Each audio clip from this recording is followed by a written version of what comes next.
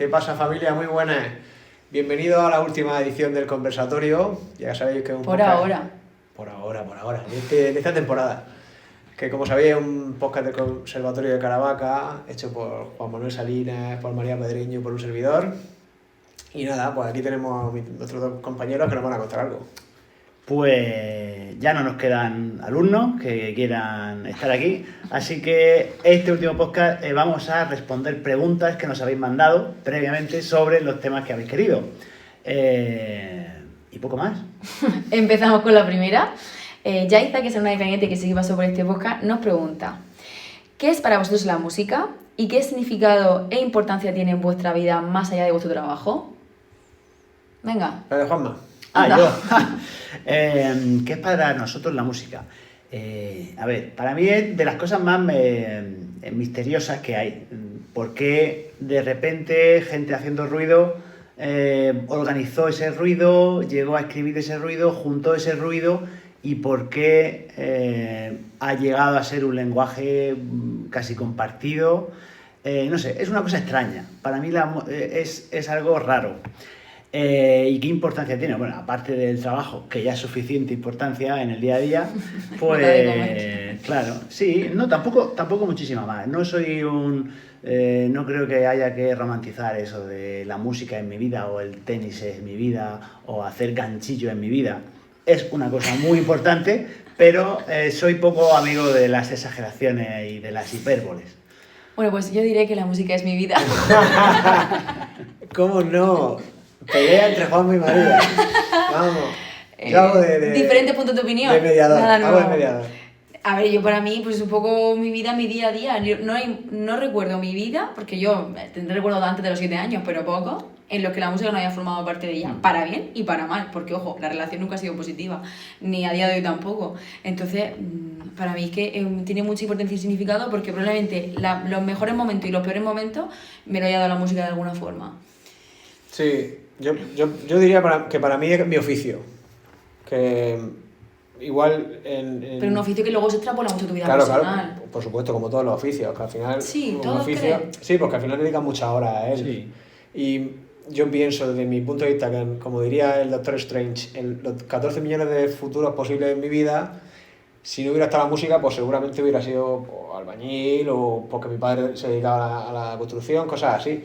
Gracias a que había una banda de música en mi pueblo, pues pude tener un oficio diferente a lo que se dedicaba mi familia, ¿no? Entonces, y si vos eso no te dedicarais a esto, ¿creéis que no lo hubieseis o sea, si vosotros hubieseis hecho la enseñanza profesional y la elemental, y luego no hubieseis dedicado a esto 100%, pero tú sí que hubieses estado a la banda de tu pueblo y tal, la música no tendría significado? Hombre, claro que sí, seguro, claro. Entonces va más a un oficio, porque sí, al final tú lo has hecho también fuera de que... Lo que pasa es que el oficio, desde mi punto de vista, el que sea tu oficio hace que tu vida ya gire en torno a eso. Claro. Entonces, al final, porque al final es lo que te has dicho, tu sustento económico, lo que te da un poco sentido, ¿no? a tu vida, día a día, digamos. Claro. Fuera del tema disfrute y más, digamos, como el que Juanma hatea, ¿no? Del interior y de lo que te aporta de verdad, aunque él reniegue de eso, pero a él también algo le aporta. No se lo aporta, porque seguro que cuando escucha el área de la aparición de Colbert se le ponen los pelos que no le caen en el brazo. Entonces... Pero no creo que sea un oficio superior a un fontanero. No, simplemente pero digo... igual, no, superior no, pero que más vocacional, que tiene una parte vocacional muy importante, que a lo mejor otro oficio que simplemente pues, realizar un trabajo y te vas a tu casa y fin, tú luego le dedicas mucho tiempo a escuchar, sí. Los fines de semana vas a escuchar un concierto, otro, al final eso... Sí, no sé. Como cualquier arte, sí, como cualquier arte que te gusta. Sí, pero porque tenemos la suerte de tener un oficio que al mismo tiempo es entretenimiento. Eso sí, es una gran suerte. Eso también añado eso. Eso es una suerte. Y bueno, luego Yaiza también nos preguntaba qué es lo que más os gusta de vuestro trabajo, pero en este caso igual dejamos a nuestro compañero Rafa que responda la pregunta. Vale. Sí. Dentro del clip. Bueno, lo que más me gusta de mi trabajo es que siento que no es un trabajo, o sea, no tengo esa sensación de que estoy trabajando, en el sentido de que, como es algo que estoy haciendo desde muy pequeñito, es algo que llevo muy interiorizado. Por tanto, y además como es algo que me apasiona y por lo que he luchado, no lo siento como un trabajo, sino como un placer, un gusto y además un honor. ¿Qué más me gusta también de mi trabajo? Bueno, pues el haber pasado por otros conservatorios también me hace un poco contrastar, ¿no? He pasado por conservatorios donde no haya buen rollo y eso pues hace que no vaya muy a gusto al trabajo, ¿no? En este caso, afortunadamente, pues ahora mismo en el Conservatorio de Caravaca creo que hay un equipo directivo fantástico, además muy, muy buenos compañeros y hace que sientas piña, ¿no? Y que vengas con muchas ganas a trabajar y con mucha alegría. Los otros alumnos que también han formado parte de estas preguntas son nuestros alumnos Edu, Álvaro y Pedro Antonio, que tienen un grupo llamado Los Colonos, y vamos a insertar su vídeo. Hola, muy buenas, nosotros somos Los Colonos. Y queremos haceros la siguiente pregunta. ¿Cuál es vuestra canción, la canción que más os representa y por qué? Y ya puedes cortar. Ya puedes cortar, Edu, ya no hace falta que cortes. ¿Cuál es la canción que más te representa y por qué? Laura, tú también puedes responder a esto. Que tenemos a Laura detrás de cámaras. Gracias. Esta pregunta es una putada, porque bueno, yo desde que la mandaste ya porque es imposible, para mí es imposible elegir una canción que te represente, porque nuestro oficio nos ha permitido escuchar música durante muchos años y en muchas situaciones. Entonces, pero te representa en imposible. cada momento, en un momento triste de tu vida, Claro. habrá un estilo de música que escuchabas Pues más. claro, depende de la etapa de tu vida o del momento en el que estés, pero en fin. Pero no hay nada, ningún grupo que te haya acompañado, porque yo creo que como tienen un grupo así de pop rock, quieren un poco... Claro, ese enfoque. millones. Pues una, es tan fácil una. Claro, Es que eso de es lo verdad, difícil. ven los músicos Eso son es lo difícil. complejos. Venga, paso la palabra Empiezo yo, venga, vale. A ver, hemos escuchado mucha música, pero yo creo, bueno, no lo sé, pero creo que la etapa en la que más nos podemos llegar a obsesionar escuchando música, y bueno, y de género pop, rock, quizás es en la juventud temprana. Y yo recuerdo que habré reventado el MP3 en su día, de las veces que escuché de U2 I Still Haven't Found What I'm Looking For. Esa canción yo creo Se que la ha estudiado. será la Ah, canción. Me madre cuesta mía. mucho hablar en inglés porque no quiero chulearme. porque sé Madre mía. What I'm looking for. Esa, la mía. Mira, se me han puesto los pelos de punta. ¿Eh? Bueno, será por tu entonación. No, pero por recordar esa canción. A ver si vamos a compartir Gustos canción. musicales, madre mía. Bueno, son un temazo. Yo la verdad es que, lo decía antes, yo no tengo ninguna canción que represente mi vida, tampoco he sido nunca fan ni de ningún grupo, ni siendo más niña ni ahora. Entonces creo que no hay ningún grupo, ni nadie, ni ningún intérprete, ni ninguna pieza que pueda representar mi vida, ni siquiera que haya sido tan fan como para escucharla muchas veces. La música ha formado siempre parte de mi vida, pero creo que nunca desde un fanatismo. Me pasa tanto eso como con el cine, como con cualquier otro... No Pero- sé, me pero encanta no- leer, me encanta... Pero No no has tenido es una época, nada- una época. Pues cuando era cría, Por eso, de escuchaba... coger un disco, como dice Juanma, yo, pues, en fin, recuerdo momentos de escuchar mucho a Joaquín Sabina o en fin, Hombre, cosas así de. Pero es que me da por épocas. Cuando sacó el último disco Jerry Cortés, pues igual me escuché el disco seguido Claro, sin claro. parar 15 veces. Claro. O, por Guitarrica de la ejemplo, Fuente, cuando lo sacó Bad Bunny. ¿Por qué no lo dices? también lo escuché muchas veces y fue a ese concierto y me lo sabía de pe a pa. Claro. Entero no, la verdad. Pero también pasaba cuando era cría, yo que sé, con Camp Rock o High School Musical, que me sabía las canciones y que yo creo que gracias a esa influencia es un poco porque a mí me llama la atención la música, porque en mi casa nadie toca nada. Pero por eso. No considero que haya ninguna pieza en nadie, tampoco que me haya inspirado ni que me haya representado. No Pues sé. ya está. Ellos dos están muertos Igual por escucha la dentro. juventud. ¿Laura, No, sí yo tiene, creo que ¿Laura tiene alguna o no? No, que va, yo tengo muchos momentos de mi vida que donde me he puesto banda sonora.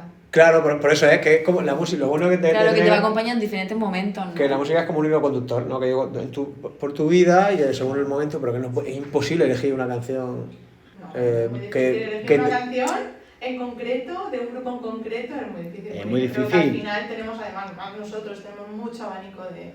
Claro, de de- muchas horas de escucha también, ¿no? Y Entonces ya está. Es muy complicado si estáis muertos por dentro. Muy bien. Siguiente pregunta. Vamos a ver qué nos cuenta nuestra alumna Sara Rastroyo, que también participa en este podcast. Soy Sara, soy alumna del conservatorio y mi pregunta para vosotros es ¿qué instrumento habríais elegido si no hubierais podido tocar el que tocáis? Eso y por qué. lo habríais elegido. Y ya está. Un beso. Bueno, yo aquí voy a ser muy breve. En mi caso hubiese escogido un instrumento de banda, lo tengo clarísimo, porque creo que hubiese disfrutado mucho más de la música. Vale. ¿Vosotros? Yo creo que el piano, porque... Es el mejor instrumento. Porque está chulo, está chulo. Después guapo. del cello, el piano está chulo. Ah, después del cello. Yo la trompa, me hubiera gustado mucho tocar la trompa. Y bueno, para esta pregunta queremos contar con nuestro compañero Alfonso, así que insertamos clip. Bueno, Sara, pues, ¿qué instrumento habría elegido si no hubiera sido la flauta? Pues habría sido, sin duda, la guitarra. Porque con la guitarra, pues, aparte de que es un instrumento en el que tienes todas las voces para ti, pues también lo guay es que es muy dado a que favorezca pues tu creatividad y puedes crear tus propias canciones, puedes llevártela a la playa, puedes llevártela en el autobús de viaje de estudios y bueno, es un instrumento que tiene un sinfín de repertorio y una vez que tienes la guitarra española pues ya te puedes pasar a la guitarra eléctrica, al bajo y puedes volver otra vez al violonchelo como tú. Ya estamos algo. Bueno, pues ya estamos aquí otra vez y ahora vamos a escuchar a nuestras alumnas Celia y Sofía a ver qué nos preguntan. Hola, somos Celia de Fuego y Sofía de Trompa y queríamos haceros dos preguntas. ¿Creéis que las redes sociales ayudan o perjudican a los músicos? Y también, ¿qué consejo hubiera gustado recibir cuando erais estudiantes? ¡Adiós! ¿Las redes sociales ayudan o perjudican? Yo voy a empezar por reconocer que a los músicos que tienen que vender su producto les ayudan enormemente. Cualquier músico que está empezando o que tiene algún proyecto que necesita vender, hay una herramienta y muchos ejemplos de músicos que han empezado en YouTube subiendo cosas y que luego han sido celebridades gracias a esa exposición que si no hubiera sido por eso habría sido muy complicado que hubieran podido entrar en circuitos comerciales. A mí es que actualmente se me hace difícil pensar en un músico, una celebridad así o alguien que ahora mismo sea muy reconocido, menor de 50 o 40 años, que no tenga contacto con las redes sociales. O sea, que no haya yo llegado a su producto, o igual no he llegado, pero no me he acercado a él gracias a lo que he visto. O bien en YouTube, pero YouTube no lo cuento como red social, porque ellos realmente suben su actuación y ya está, ¿no? No consigo que Marta Argerich, por ejemplo, se haga famosa gracias a YouTube, ¿no? Pero sí que pienso en Jaime Altozano, ¿no? Es un gran músico y toda su repercusión ha sido gracias a las redes sociales porque ha hecho un uso más divulgativo. Juan Pérez Fleitán es un músico que te muere. Pero yo, por ejemplo, me acerqué más a él gracias a la cuarentena, a todos los vídeos que subía, estudiando en su casa. O sea, ahora mismo a mí me cuesta entender, entonces no creo que te perjudiquen a no ser que hagas cosas un poco turbias, pero mientras que lo dices de forma lógica, Eso es, yo creo ¿cómo que te van a desde perjudicar? mi punto de vista ese es el razonamiento. Quiero decir, las redes sociales pueden ser buenas o malas, depende del uso que hagas de ellas, pero yo creo que son una herramienta súper válida para cualquier cosa. Es como la inteligencia artificial, es decir, eso es la maravilla más grande que hay en el mundo y que nos va a facilitar la vida.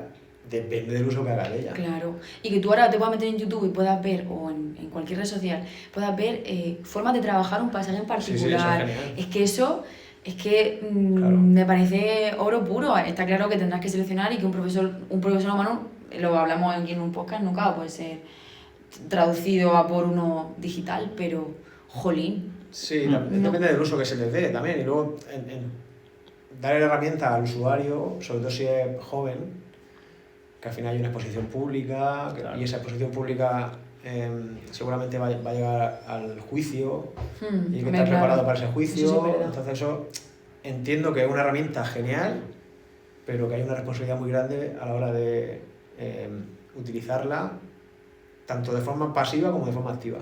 Y ahí es donde yo creo que está el kit de la cuestión. No es la prohibición, ni en educar. ni en estigmatizar las redes sociales, es utilizar esa herramienta y enseñar al usuario a decir, vale, esto está aquí, ¿cómo puedo convivir con esto de forma sana? Que eso es casi imposible, igual eso es ponerle puertas al campo, pero, Yo creo que no. pero al final yo creo que esa es, digamos, la parte fea de las redes sociales, pero vamos, que eso... Pero que tú piensas que a lo mejor por estar expuesto en redes sociales un alumno, un músico profesional un poquito más joven, está expuesto a más críticas que una persona que recibe un concierto y que te ponen a parir en Pues, cualquier audición. Claro, hoy en día, No como sé. dice nuestra gente más joven, hay mucho hate, ¿no? Sí. Y hay mucha gente que supuestamente tiene muchas... Por ejemplo, yo veo a muchos deportistas, ahora con el tema del mundial y todo eso, que ellos mismos hablan de que lo pasan muy mal con la exposición al hate, ¿no? Como que entonces tienen equipos de psicólogos detrás de ellos, tratándolos. Yo no creo que haya mucho hate, o sea, creo que hay el de siempre, pero claro, el canal tan directo e inmediato que por el que te lo hacen Claro, hace que te sí. llegue... Sí, evidentemente, sí, seguramente habrá el mismo que antes, pero el problema es que ahora a ti te llegan 500 millones de respuestas donde aparece, y entonces si tú eres de estar leyendo eso y viendo, pues te puede afectar. Ya te digo, le afecta a deportistas que tienen legiones de psicólogos tratándolos. Pues entiendo que una persona de 18, 17, de 16, de 19, de 20, 21 que está formándose, pues igual no le viene muy bien. De todas formas, es verdad que de las dos cosas, de las dos vertientes en las que te pueden influir las redes, cuando eres un músico que las necesita para vender y cuando eres un estudiante que te puedes aprovechar de la multitud de recursos que hay, la mayoría de los alumnos y el 99% de los músicos están en este último grupo, en los músicos que no tienen ese problema porque no son famosísimos y que sí que pueden usar las redes para ver 1000 recursos, 1000 masterclass, 1000 ejemplos, o sea que creo que el porcentaje supera con mucho las cosas. Ya, pero el hate no tiene por qué ser a gran escala, quiero decir que puede ser en tu clase de cuarto de la ESO, que se metan en tu perfil y entonces quiero decir que es una herramienta genial. O sea, que cuarto de eso ya puedes utilizar las redes sociales, que también... He dicho cuarto de eso por decir bueno, sí. primera carrera. Sí. Que no tiene por qué ser una comunidad muy grande, que te pueden arruinar la vida 5 personas. Sí. Entonces, ya, pero bueno, yo es que siento un poco que siendo músico he recibido muchas críticas también de la gente a mi alrededor, igual también por el instrumento que toco, ¿no? Claro, el piano es un instrumento un poco asqueroso en ese sentido y pocas veces estar en una clase superior o lo que sea en el que todo el mundo de tu alrededor vaya a opinar súper positivamente. Entonces, como total, te vas a recibir un montón de críticas y tú sabes que Pepito, Menganito, Juanito no opinan bien de ti porque además estás expuesto a audiciones, exámenes, tal... Pues lo veo como una cosa más. Sí, es la vida. Bájate el oficio. Bueno, la pregunta sería si todos esos músicos que tú has dicho, Marta Argerich, etcétera, toda esta gente, hubiera sido igual de famosa con o sin redes sociales. Esa gente... Eso sí, esa generación sigue sí. siendo igual de famosa, pero lo es verdad que a lo mejor ahora, lo que salen ahora, considero que hay más posibilidades de darte a conocer que a lo mejor antes que era, pues eso, Marta Argerich o con los FI. Sí, pero por Freestyle, por ejemplo, ¿tú crees que no hubiera sido igual de bueno? Sí. O hubiera igual de igual de bueno, sí. Igual de conocido. No. Sí, a lo mejor cuando fuera más mayor, lo típico, ¿no? Cuando ya eres viejo, como todos. Pero siendo tan joven, porque es que yo lo conocí con 30 años, el muchacho. Siendo tan joven, igual, no sé. O igual también es verdad en mi nicho. Igual la gente no tiene ni idea de quién es Peri Freestyle, pero sí, claro, hay más exposición, más facilidad de llegar a más gente, está claro. Y luego nos preguntaban por el consejo. ¿Qué consejo daríamos, no? No, que te darían a ti cuando eras... ¿Qué consejo? Pues que confíen en mí misma y no hicieran ni caso a los demás. Y que la música no te define, ni lo que hagas con el instrumento no te define, que eso todavía me lo tengo que seguir repitiendo. A mí me hubiera gustado que en ciertos momentos de mi etapa como alumno hubieran confiado en mí. Hubieran mostrado confianza en mí. Sí. No sé si me entendéis. Sí. No caigo, Es que tú eras tan máquina que no le hacía falta que le dijeras nada. Algún consejo que me hubiera gustado que me hubieran dado. No dejes que tu madre te ponga esas bermudas cortas para ir al conservatorio. Sí. Vale, genial. ¿Laura, algo que aportar? No, Laura está... Mira, ya luego tendrá su momento. Estoy mirando la pantalla. Vale. Eso es. Vamos con Inés, tu alumna, exalumna de este centro, que también ha participado, a ver qué nos cuenta. Hola a todos y a todas. Yo quería hacer una pregunta de estas que asustan mucho a los padres. Cuando os preguntamos si de verdad tenéis alumnos favoritos y nos decís que no, que vosotros no queréis a nadie por encima de nadie, ¿nos estáis mintiendo o no? ¿Existen los alumnos favoritos? No solamente tenemos alumnos favoritos, tenemos alumnos a los que odiamos también, el extremo opuesto. Sí. Bueno, yo no me sumo a esa. A mí, que hay alumnos con los que tienen más feeling. Eso por supuesto. Pero, es imposible. Pero yo no pondría la epigrafía alumno, con personas con las que tienen más feeling. Más feeling por lo que eso sea. Es.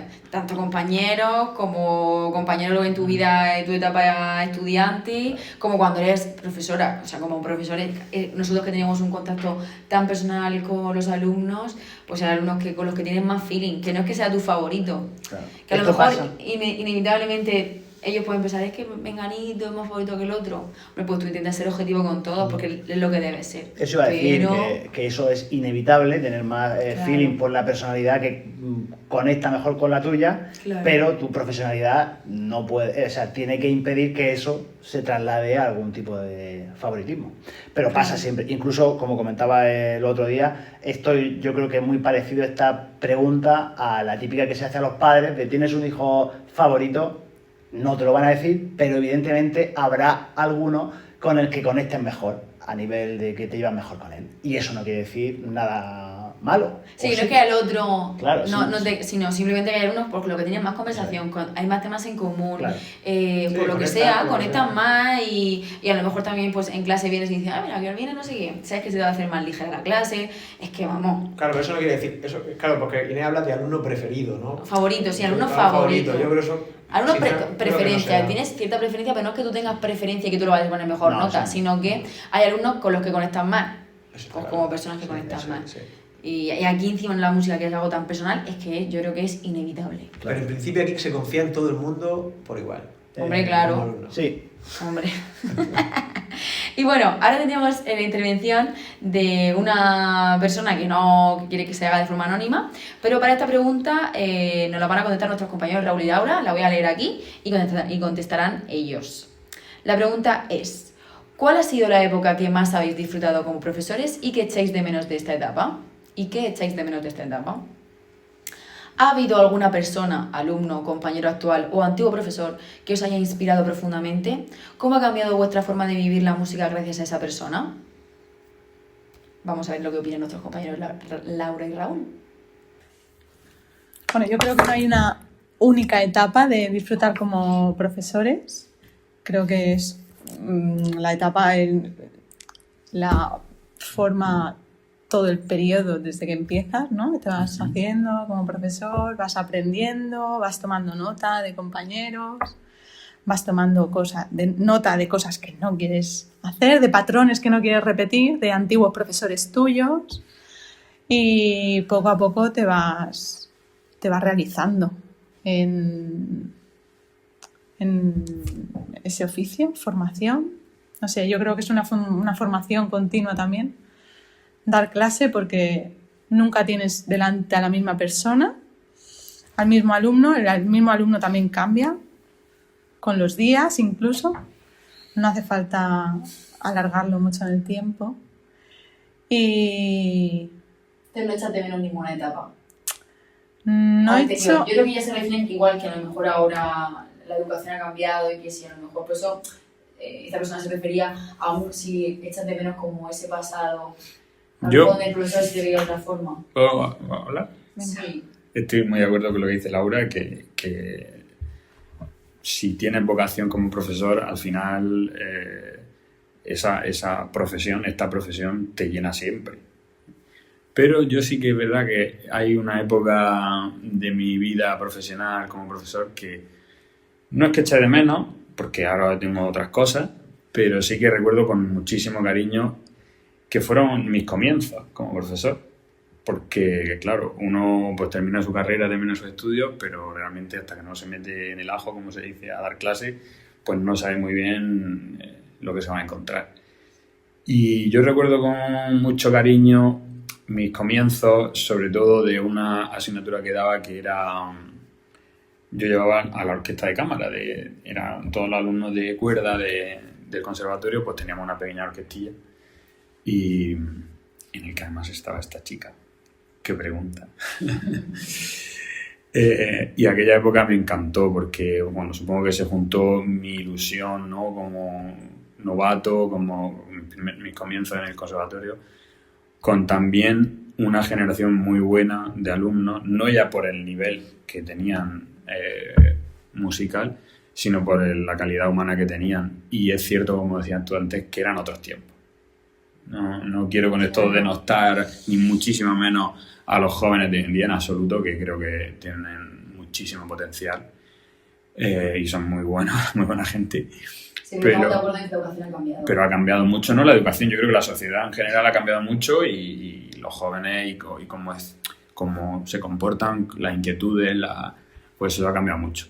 Y bueno, para mí aquella época sí que fue muy bonita, muy bonita. Hicimos proyectos muy chulos. Además, muchos de aquellos alumnos ahora son músicos profesionales y a veces pues tenemos la ocasión de compartir con ellos conciertos y cosas, y la verdad es que da mucha alegría. Y puedo seguir yo con la siguiente pregunta y luego tú me contestas. Sigue. Vale, la siguiente era: ¿ha habido alguna persona, alumno, compañero actual o antiguo profesor que os haya inspirado profundamente? Bueno, por supuesto que sí. Yo, profesores de conservatorio, podría mencionar varios, pero sobre todo, no voy a decir nombres, pero sobre todo tuve un profesor de violín en enseñanzas profesionales, y luego lo tuve en música de cámara en el superior, que para mí fue un ejemplo tremendo, de no solo como músico, de todo lo que sabía, todo lo que me enseñó, sino como persona. Me parece una persona pues que para mí era como un padre. Y digo era porque ya no está. Y luego alumnos también. ¿Podríamos pensar que los buenos alumnos, digamos, académicamente? Sí, por supuesto, pero sobre todo a mí me han inspirado los alumnos a los que más les ha costado y aún así han persistido hasta que lo han conseguido. Para mí esos son el mejor ejemplo de alumno. Al final, el alumno bueno, que vale, que funciona, pues está muy bien y tiene muchísimo mérito también, pero para mí el alumno ejemplar es aquel que suspende, que le cuesta, pero sigue hasta que lo consigue, y por supuesto sin regalarle nada. Y luego había otra que era: ¿cómo ha cambiado vuestra forma de vivir la música gracias a esa persona? Pues a mí tanto el profesor del que he hablado, como todos estos alumnos que tengo en mente, alumnas que tengo en mente de ese perfil, me han enseñado, creo que principalmente, a educar a mis propios hijos. Para mí han sido un ejemplo, para mí como persona, a la hora y me han dado experiencia y mucha visión de futuro para luego aplicar, ¿no?, a la propia educación de mi hijo. Así que yo creo que en ese sentido han cambiado mucho mi vida. Y ya te dejo hablar. Bueno, yo estoy de acuerdo con Raúl. Yo, para mí también, a mí me han influido mucho una profe que tuve en el profesional, y luego en el superior también, en general, toda mi formación en el superior. Pero sí que es cierto que en el profesional, creo que a los 15, 16, 17 años es cuando vas a despegar un poco, a irte por esa vía, ¿no?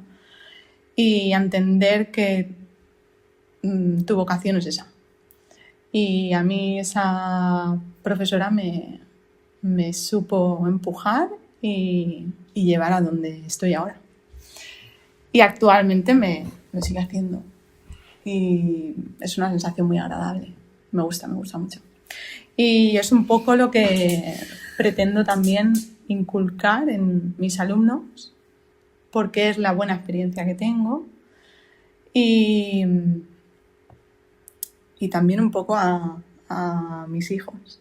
Un poco lo que decía, sí, un poco lo mismo que decía Raúl. De alguna manera, la profesión que tenemos nos ayuda a ver muchos perfiles, a ver que van creciendo personalmente, que van creciendo emocionalmente, que tienen una humanidad que yo creo que no la tienen en todas las profesiones, ni en todos los ámbitos de la vida, y te gusta perseguirle. Yo, por añadir una cosilla más, claro. Estamos hablando de los que nos han influido por su buen hacer, pero yo también tengo ejemplos de personas que, por lo contrario, ¿no?, que por las malas experiencias que me han hecho pasar, pues también te enseña. Claro, pero gracias a esas malas experiencias que te hacen pasar, también valoras mucho más. Obviamente, Lo otro. y atiendes también y aprendes a qué no quiero hacer yo, ¿no? Claro. Creo que también de los palos, entre comillas, se aprende muchísimo. Y bueno, yo creo que todos tenemos experiencia en ese sentido. Sí, y más en esto. Y más en esto, efectivamente, lo estamos viendo últimamente, ¿no? Bueno, pues continuamos. Aquí estamos otra vez, no nos vamos. ¡Qué rapidez, madre! Aquí estamos otra vez. La magia de la edición. Ya veremos a ver cómo me sale, porque la última vez me salió regular.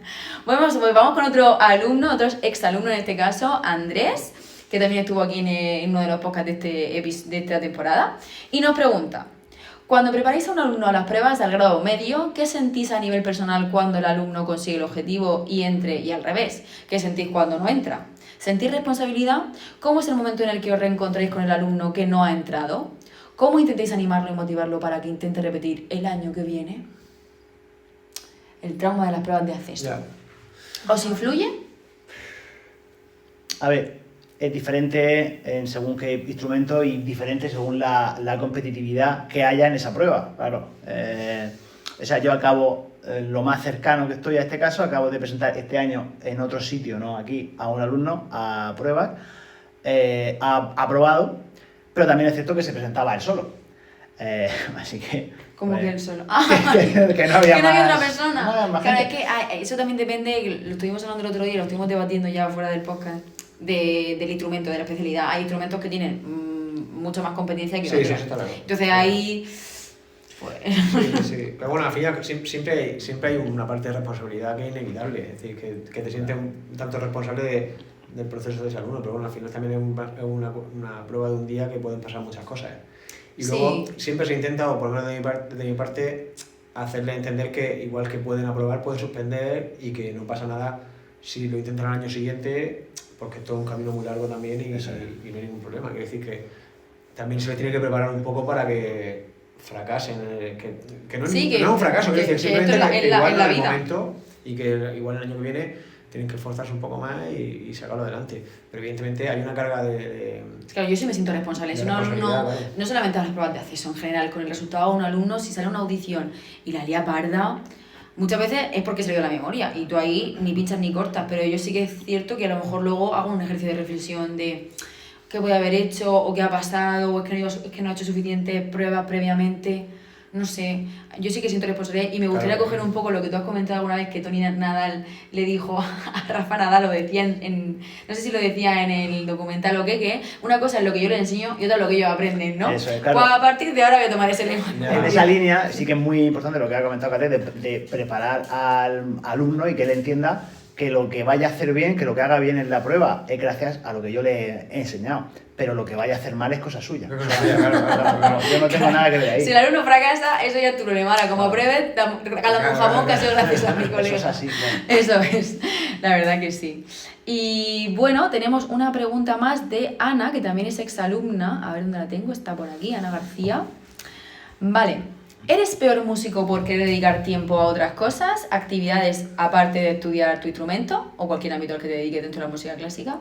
Hay personas que dedican el 100% de su tiempo a su instrumento, incluso todo lo que consumen se relaciona con eso, y supongo que es porque creen que es el único camino viable para ser la mejor versión de ellos como músicos. ¿Pero creéis que realmente puede llegar a ser contraproducente esa alta exigencia?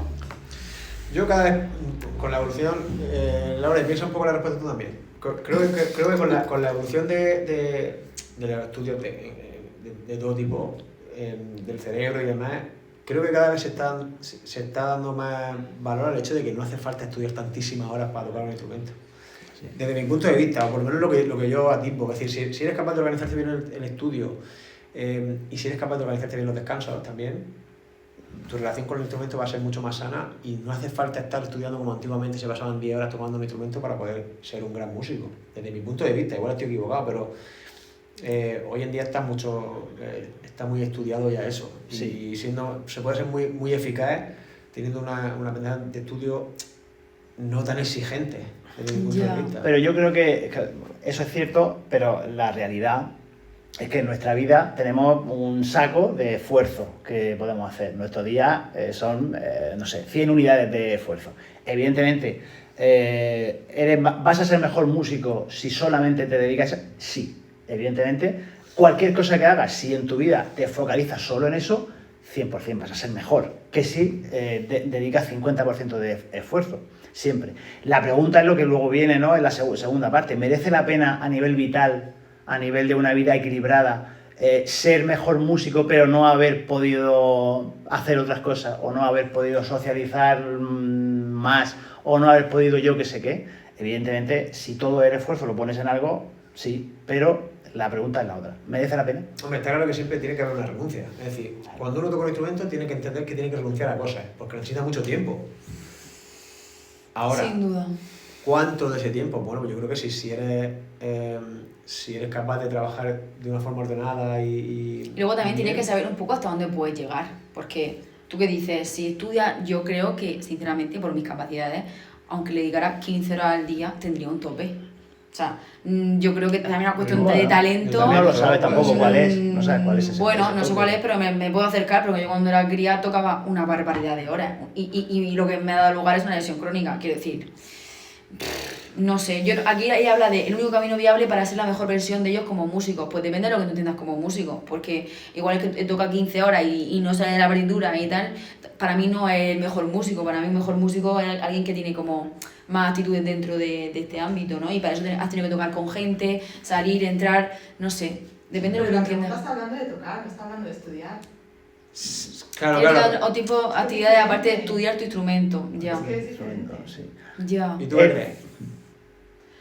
Bueno, yo creo que esto se puede hilar un poco con la primera pregunta, ¿no? La de... ¿Qué es para vosotros la música, eso no? Es, la de qué es para vosotros la música y dónde la enmarcas en tu vida.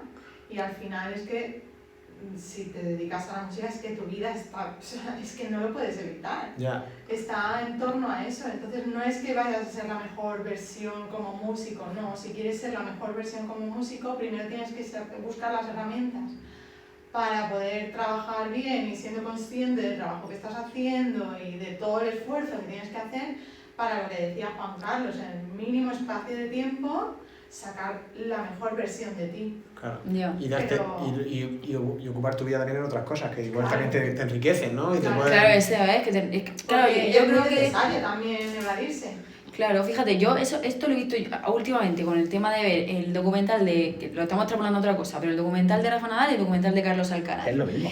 Pero tú ves los dos documentales, son los dos tenistas profesionales, yo no me merezco ni uno ni el otro. Rafa Nadal ha vivido por y para el tenis, se ha matado, ha reventado su cuerpo de todas las formas, se ha tomado todo lo que se tiene que tomar para ser el mejor, y en cambio Carlos Alcaraz nos ha mostrado un poco en su documental y en su día, porque tú lo estás viendo ahora que está con una lesión y tal, que él valora mucho el descanso, valora mucho el tener un fin de semana de descanso y sigue siendo un grandísimo profesional como el tenis. Por ejemplo, ¿creéis que se podría tocar bien un nocturno de Chopin sin haber estado enamorado nunca? Sin haber estado enamorado nunca. Por supuesto, claro. Puede ser un gran reproductor. Claro, por supuesto. Puede ser un gran La reproductor. imitación es todo. Y sin haberlo escuchado previamente, es decir, sin haberlo escuchado nunca y nunca haber tenido esa evidencia personal. No lo creo. Sin haberlo escuchado. Y sin haberlo escuchado antes, no. Y sin haber tenido una experiencia personal que te llevara... Sí, lo de la experiencia lo quito totalmente de la ecuación. Por no imitación se puede imitar, de hecho... Pero tú puedes imitar y conseguir poner los pelos de punta, que sí, no es lo mismo. Sí, claro que sí. Pues muy bien lo tienes que imitar, ¿eh? Sí, claro, pero es que hay imitadores y reproductores, y dominando la técnica y sabiendo en qué momento tienes que hacer según qué cosas, produces lo mismo que si... No sé. En fin, al final es física, ¿no? Entonces, la vivencia personal igual no es tan importante, ¿o crees que sí? Yo creo que sí. Yo creo que una persona pero no solamente en la música, en general en la vida, porque una persona que ha tenido vivencia y tal está mucho más enriquecida culturalmente. Yo quiero pensar que también. Es que 100%. Yo creo que el tema de tener más cultura y tener la mente más abierta y haberte reconocido otras cosas hace que tú luego seas la mejor versión, en este caso como músico. Y yo creo que como profesional... Lo que se te pone delante, ¿no? Yo creo que es un tópico del romanticismo, que ha sido muy famoso y ha tenido mucho éxito, eso de que... Pero al final es un trabajo artesano, y el tallador o el ebanista o el carpintero que hace un mueble o una talla y tal, lo más importante es el dominio técnico, no que esté acordándose de aquella novia de los 15 años que le rompió el corazón. Pero es algo que ha tenido mucho éxito porque todo el ideal romántico ha tenido mucho éxito y es como muy chuli. Pero, pero quiero decir, Mozart compuso muchísima música por encargo y estaría condenado en su escritorio escribiendo música maravillosa y probablemente estaba agobiado porque la fecha del que le encargó eso se le cumplía. Y no pasa nada. Y esa música que hizo fue también maravillosa. Sí, pero ha dicho Mozart y no Chopin. Es que claro, igual no tienes que vivir lo mismo para... Bach. Es que Bach no pone los pelos de punta. Bach fue un tipo que seguramente sufrió muchísimo, pero gran parte de su producción, que es inmensa, era un tipo que era organista, que se había empapado muchísimo desde que era crío de ver toda la música anterior y componía lo que componía y no le hizo falta una guerra. Pero ¿no crees que su sufrimiento no le hizo componer mejor que otros de su época que también es una teoría? Es una teoría. Pero en esa época también había muchos que encargaban, que hacían música por encargo. Muchos. Y no todos llegaban a lo que claro, porque era más talentoso. Porque no llegaba. Pero es más talentoso, ¿por qué? Porque igual tenía mucha más riqueza interior. Es probable, más allá de que supiera poner la nota una detrás de la otra. Pero no proveniente de ninguna experiencia especialmente traumática para su época. No, bueno, traumática no tiene por qué. Si es que estar enamorado no tiene por qué ser traumático. Bueno, es que igual. Es decir, que... Ese punto no sabemos lo que te ha pasado, Juan. No, claro, si es que... Cuéntalo, ábrete. No, si, es decir, es que tú estás diciendo que tiene que ser alguna experiencia traumática. Es una experiencia. Bueno, una experiencia. Yo creo que al final todo lo que tú has vivido te ayuda para expresarte artísticamente. Sí, pero que al final es una expresión oficio. Artística. En la composición es un oficio. Y la interpretación es un oficio. Pero es una expresión artística. Sí, pero es un oficio. Artístico. Bueno, vamos a cortar aquí porque si no paramos, como veis. Y vamos con la última pregunta, que en este caso lo ha hecho un amigo de Carlos, ¿no? De ahí del Cabezo, que en el Cabezo yo no sé qué dieron, pero hay mucho músico, y curiosamente, de verdad. ¿Qué cosas tenemos ahí en el Cabezo? ¿Qué será? ¿Qué tendrá el Cabezo? Y la cuestión es que un compañero tuyo de la banda, ¿no? Sí, ha querido participar, así que vamos a escucharlo. Y es si todavía sigue existiendo la creencia dentro del aula o fuera, en el alumnado, de si el músico de banda es de segunda categoría y el músico de orquesta es de primera categoría. Si ya ha dejado de existir. Pues eso, básicamente le he costado un poco la pregunta, ¿vale? Pero es si el músico de banda es de segunda y el de orquesta de primera, yo aquí como pianista... Bueno, entiendo que podemos contraponer aquí en España el músico de una banda municipal, digamos, que trabaja en una banda municipal, o una banda, digamos, profesional, y un músico de una orquesta profesional, entiendo. Claro, es que lo justo sería comparar dos agrupaciones profesionales, que en ese caso yo no tengo claro que haya un mayor prestigio, quizás, de una orquesta profesional a otra banda profesional. Evidentemente, cuando comparas bandas amateur o de pueblo y tal, pues supongo que sigue existiendo eso. Pero por una cuestión de categoría profesional, no por otra cosa. Yo tengo una teoría al respecto, y es que nuestra tradición orquestal viene de Centro Europa, y la banda de música es algo que es muy español, ¿no? Y está muy entroncado con el tema de los pueblos, de la pobreza, entre comillas, ¿no? Porque el complejo cultural. Complejo ante lo... Claro, entonces como... Es la misma pregunta que me hago siempre. ¿Es mejor la ópera que la zarzuela? ¿O es mejor un vals que un paso doble? Pues... Para mí no. Claro. Para mí no. Pero claro, si pero una es más académica que la otra, ¿no? Tú ves la diferencia en la académica. Si tú vas a una orquesta a tocar una ópera, la edición que vas a tener delante es una maravilla, seguro. Tú vas a una orquesta a tocar una zarzuela y las ediciones son un desastre, manuscritas, están muy poco cuidadas. Es decir, nosotros mismos hemos cuidado eso. Hemos devaluado todo. Como ha pasado con la música escrita por mujer. La zarzuela es que hubo una época que se hacía como churros, como si no, pero porque la zarzuela... porque la zarzuela también está vista como algo... como para... Era de entretenimiento. Pues como la ópera. Ligero. Exactamente igual que la ópera. Pero era como un género como hecho para las clases pobres, digamos, sí, ¿no? Eran historias de las clases pobres, ¿no? Como aquí en Murcia para la huerta y cosas así. Entonces, y la ópera es como para yo creo que sí que hay un elemento de clase, que la banda y la música de banda para cuestiones de pueblo tiene menos consideración social o ha sido menos no sé, que la ópera o que las orquestas, que era algo que disfrutaban las clases más, ¿no? Sí, pero yo eso creo que depende de dónde implica. vayas, ¿eh? Porque si te vas a la Comunidad Valenciana, una orquesta, perdón. Las Una bandas banda- están una muy banda bien. Del pueblo, la banda del pueblo tiene mucho prestigio. Claro que sí, que tiene muchísimo. Y van a certámenes y van a ver, y hay mucha competitividad. Pero aún así tú dices que eres músico de la Orquesta Sinfónica del Liceo o de la Orquesta Sinfónica de Bilbao y como que, ¿sabes? Como que dices, no, toco la banda municipal de Barcelona, que es un bandón que te muere. Pero parece que como que tiene ese, ¿no? Como que no es lo mismo. Sí, yo creo que No sé. desde fuera, como que yo como piano siempre he observado y pienso o lo escuchas que la persona que toca en orquesta es mejor que la que toca en la banda. Y es una cosa dentro de como... las orquestas también hay orquestas que son La leche, claro. y orquesticas. Claro. No es lo mismo decir toco en la orquesta de Torrevieja Claro. que toco en la orquesta de Lada. A ver. Evidentemente, es cierto. Pero tampoco es lo mismo decir toco en la... Voy a decir una cosa muy fea, pero... Te ponemos un pin.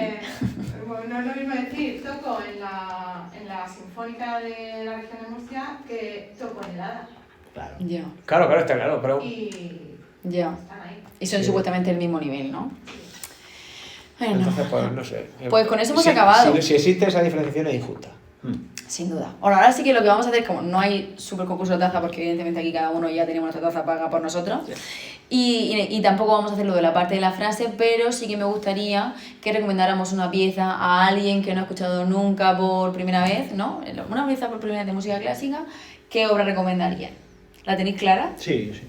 Pues dale. Yo recomendaría el largueto del concierto de Mozart para flauta y arpa en do mayor. Para que veáis que hasta los mejores pueden hacer cosas infumables y pesadísimas. Como Creo que se ha aprendizaje, equivocado. ¿Tú crees como que no he aprendizaje entendido vital. bien, no? O sea, la primera obra que va a escuchar una persona que nunca ha escuchado música clásica es justo esa, Me lo va a vale, enganchar. Sí, no lo voy a enganchar, pero cualquier cosa que escuche luego de las buenas le va a impactar por el cambio. Madre mía. Bueno. Yo es que para enganchar a alguien a la música clásica nunca le diría que escuchara una obra, porque es casi imposible que le enganche a la música clásica escuchando una obra completa. Yo igual me sentaría con alguien y le diría, mira, vamos a escuchar este trozo de esto y este trozo Hombre, de la aquello. segunda de Mahler, es poner y este un trozo de aquello, trocito. claro. Entonces podríamos poner el final de la segunda de Mahler, Eso. o podríamos ponerlo cualquier segundo movimiento de la séptima de Beethoven. Las estaciones. Alguna estación 4 de estaciones. Vivaldi, en fin. La Jurassic Park de John Williams. Sí, estoy de acuerdo. Entonces, igual cogería extractos pequeñitos para poder enganchar, que es lo que creo que nos falta muchas veces a la hora de vender la música clásica a nosotros. Que yo no le puedo decir a un alumno, escúchate la primera sinfonía de Mahler.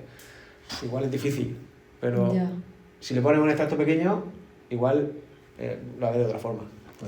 Yo en mi caso no puedo no recomendar, Hombre, porque he hecho a todo alumno que ha pasado por aquí le he puesto el segundo concierto para piano de Rachmaninoff, así como muy recurrido. y todos por lo que sea me han hecho mucho caso, por lo que sea. Es mi concierto estrella, no puedo no nombrarlo. Y por otro lado también quería recomendar el segundo movimiento del concierto en la menor para piano y orquesta de Clara Schumann, que el segundo movimiento empieza con un solo de piano y luego se incluye el cello. Yo creo que también lo hemos escuchado. Es una preciosidad, una delicia. Así que es lo único. Y luego para esta pregunta también queremos que formen parte nuestros compañeros, así que vamos a intentar por aquí lo que opinan Raúl, Laura, Alfonso y Rafa. Por ejemplo, el segundo movimiento del segundo concierto para piano y orquesta de Rachmaninoff. Otra vez. ¿Lo has dicho? Millones de veces. A ver, ¿cuál podría ser? Pues el adagio de la quinta de Mahler, por ejemplo. Vale. Pues mira, yo uniría aquí música y cine y me iría... Bueno, para mí mi película favorita, mi película es Cinema Paradiso, tanto por la película como por la banda sonora. Y con eso nos despedimos, ¿verdad? Sí, para siempre. Muy bien. No, Bueno, para no sabemos, siempre no viene, sabemos. para siempre viene. Adiós.